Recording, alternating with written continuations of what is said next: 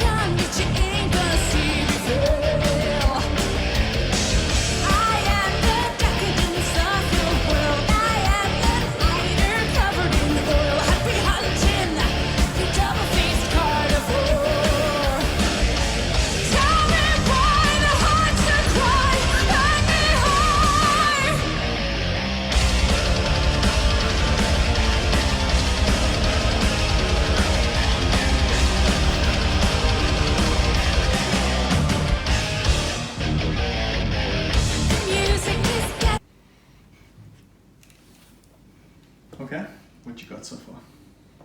Well, I really don't remember this song. Like, I don't even remember the melody. At all? So, yeah, so it's completely new for me. Okay, I guess we can put couple reaction, not boyfriend reaction. Yeah, I suppose. But I like those heavy guitars there. Mm-hmm. It is quite cool. I noticed some double bass drumming, the foot pedals there. I haven't consciously, yeah, it's quite fast now. I haven't consciously been aware of that in any of the previous songs that we've done. Maybe it's been there and I just haven't noticed. But yeah, I mean, I love double bass drumming, so that was cool. Yeah, and I like that it's in high pitch voice. Mm-hmm. So her circle headbanging. I'd seen someone call it the Dutch windmill before, which I laughed at. That's how can you sing after that? I don't know. It's like your head is spinning, I suppose.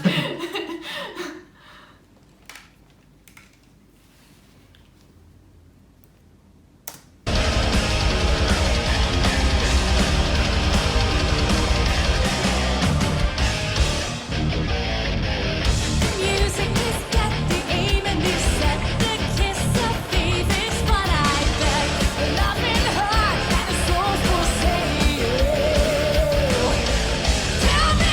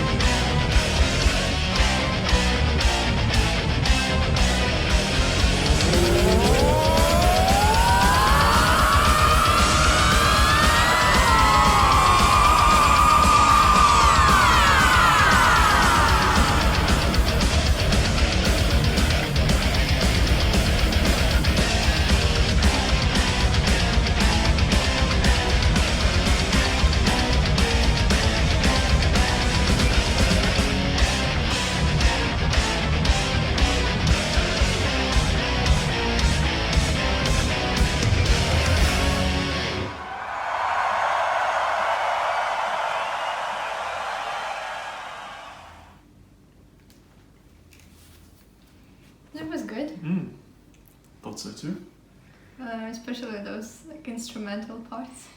Yeah. There were quite a few. Yeah, there was. I love instrumental parts like that.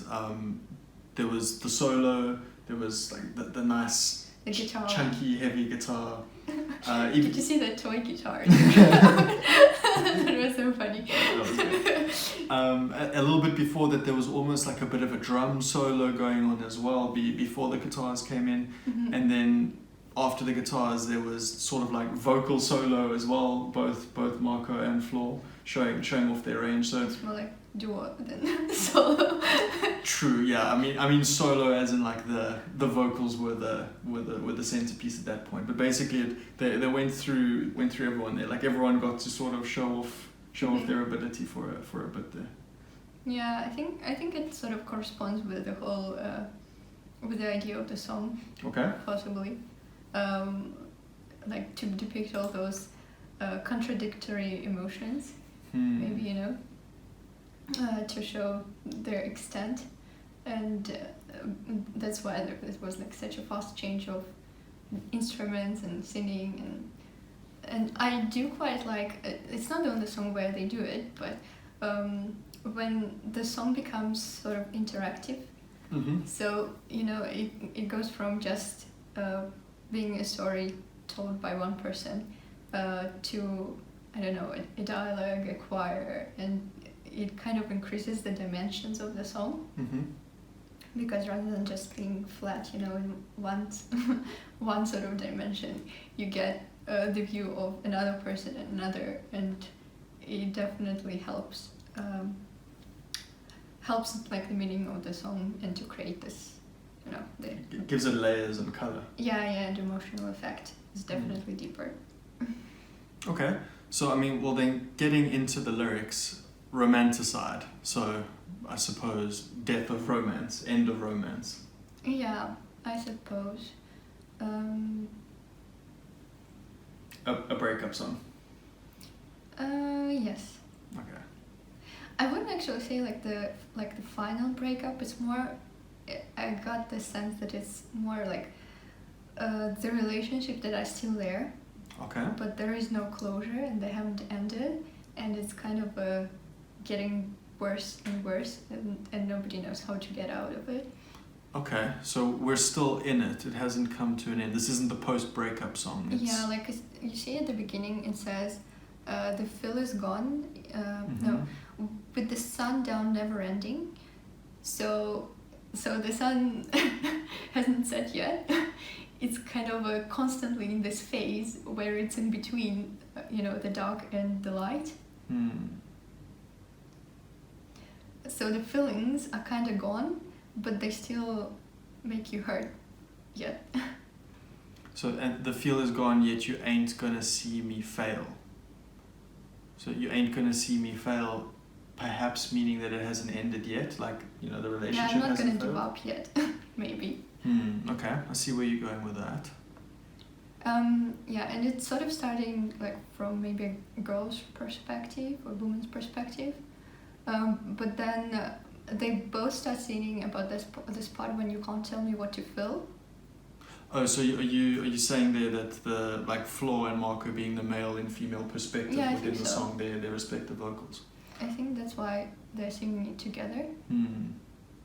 So, like, I think it's quite common in the relationship when each person just tells each other what they're supposed to feel, as opposed to listening to what they really feel.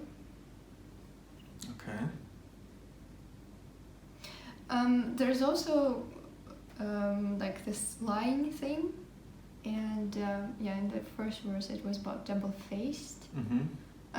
So supposedly there is some kind of betrayal going on, but it's not quite clear what it is. I got the sense that, I don't know, maybe it's just me, my associations with breakup. I don't know how much of it is really in the song and how much is just my personal baggage. Yeah, let's hear the baggage. Because so it mentions lying quite a few times, and also there are those like metaphors or references taken from the Bible, but kind of the opposite of them. So like the kiss of faith, I get Instead the of the sense kiss of that death. instead of like this kiss, the Judas kiss of betrayal. Okay. And then below, it was saying wine turns to water instead of water turning to wine. Yeah, so it's kind of, and then it says about, Lord, let me be wrong in this pain.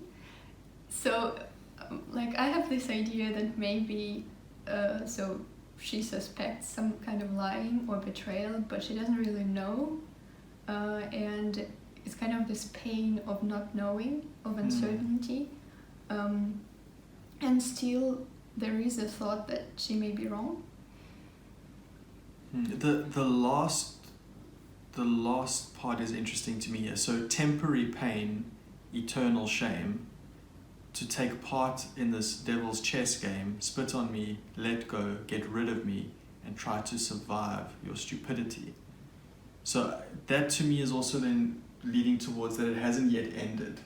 Yeah, and it's kind of going into extremes, kind of, like the music was going to different directions. Well, the song's like built up instrumentally to this point to go along with this message of, it's getting worse and worse and worse. Yeah, so basically, like at each moment of time, in time you can be feeling totally opposite emotions. Like one moment you can like do anything for that person and completely let him do anything to you, and another time you just want to run away, and there is kind of this pain of I don't know again if it's so baggage coming out. Yeah, but it kind of sounds like from the girl's perspective, she doesn't feel like she can end this, but she wants him to end this because she doesn't feel like it's gonna stop if he doesn't stop this. So wanting it to stop but not being able to take that step to end it. Yeah, and I think it's more suffering not from the maybe the betrayal itself, but because of this condition and uncertainty what's gonna happen. Yeah, it can be quite torturing, I think. And also, well, quite clearly here says about death of love and sort of death of feeling per se. Like, I need a near-death experience, heart once bold now turned to stone. So the feelings that once were really profound. So numb now. Numb now. Yeah. Okay. I'm interested. I see the dead boy is alive but without sense. Now I know there's a song there that they do Dead Boy's poem. So yeah, I know that too, but I don't remember it. I haven't heard the song. To do a reaction on it too. I'm wondering if there is some connection, if the two songs tie in together, or if this, it's capital B, Dead Boy, so this is a pronoun. I bet there is a connection. Yeah, I don't know if there's literature involved here that it's referring to, or if it is just referencing to the other song. I'm not actually sure of the timeline of which song came out when, but let us know what all that's about. Yeah, what this reference is about. Okay. Anything else? No, not from me. Enjoyable song. Did enjoy the instruments. Did enjoy the way it ramped up there, and everyone got to show off their skill a bit there. Yeah, and the way how it's all combined together is like a complete story. Yeah. It sort of reminded me of Marriage Story, the film with Scarlett Johansson and Adam Driver. Okay, yeah. Just the having the two sides of the story, or having the full picture, because often stories are told from one person's perspective. So as you're alluding to in the beginning here, you're kind of getting two perspectives here. Two, and the greys in between. Yeah, not a simple song. Okay, well, we'll see you again for another Nightwish song and other songs soon. Thank you for watching.